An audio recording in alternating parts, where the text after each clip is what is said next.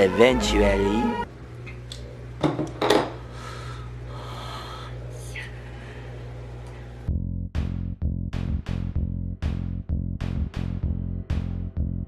Hey, what's poppin' YouTube? It's your boy A-squar3d, and today we're continuing to building the U9 car, and this time around I'm focusing on the engine, which from the looks of things actually has a little bit more parts than I anticipated. So here I am, I'm building the crankshaft and the pistons, and I don't know if I've told you guys this from the last video, but basically I needed some extra tools with this build. So what I have over here is sandpaper, a T-candle, and a pair of tweezers. So the sandpaper essentially was used to smoothen out the edges of any of the parts. The T-candle was used almost as like a lube so that I'm able to slide in those connecting parts easier. And essentially the tweezers over there was because I have pudgy fingers, and basically that's what helps putting all of those smaller pieces together.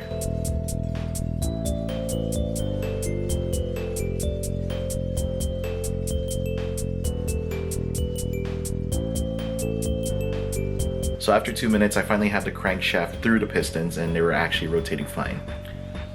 So on top of the larger pistons, I also had to build around 18 I think, or 16 smaller pistons. So the process with that was basically the same as the bigger pistons, and just the routine of sanding them down and waxing them.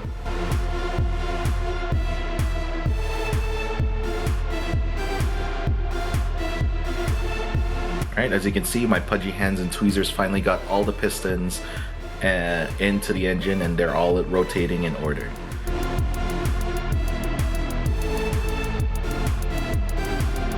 It was a sigh of relief until I get to one of the harder parts, basically building the gears with the rubber bands.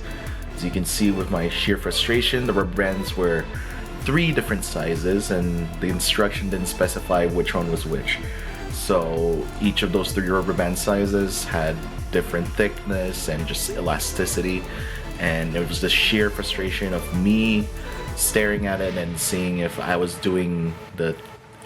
actually putting the rubber bands in wrong, or was it just the wrong rubber bands.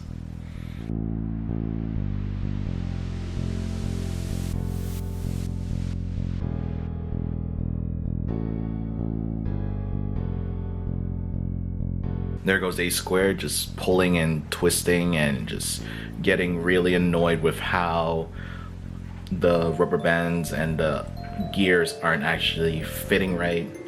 Because later on then I realized that, yeah, maybe there is a right size rubber band for that, and that all rubber bands had a different purpose.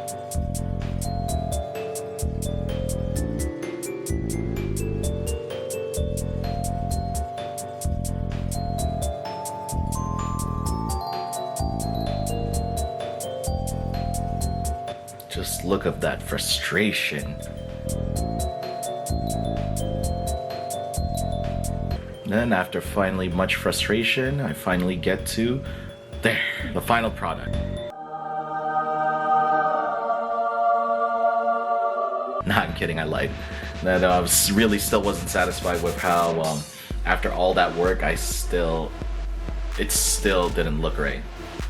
So yeah, basically I was desperate to find a stretchy rubber band that could slide through the holes easier and not get me frustrated.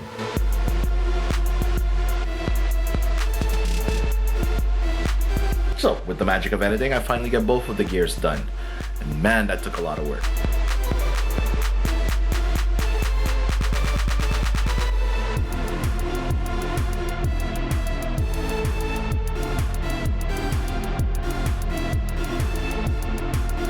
And after 5 minutes of work, I'm finally piecing it all together.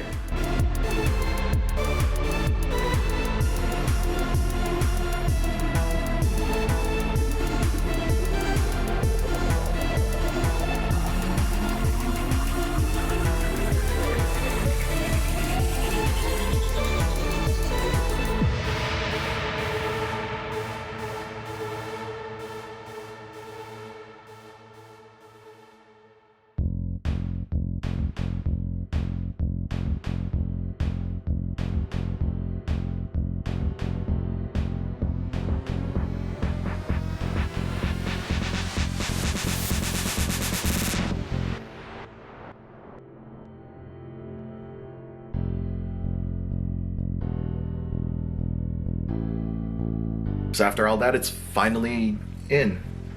And look, everything is working. So anyway, I hope you guys enjoyed this video. Leave a comment down below if you want to see the rest of the build. Don't forget to hit that like button and don't forget to subscribe to see more of our videos. Peace.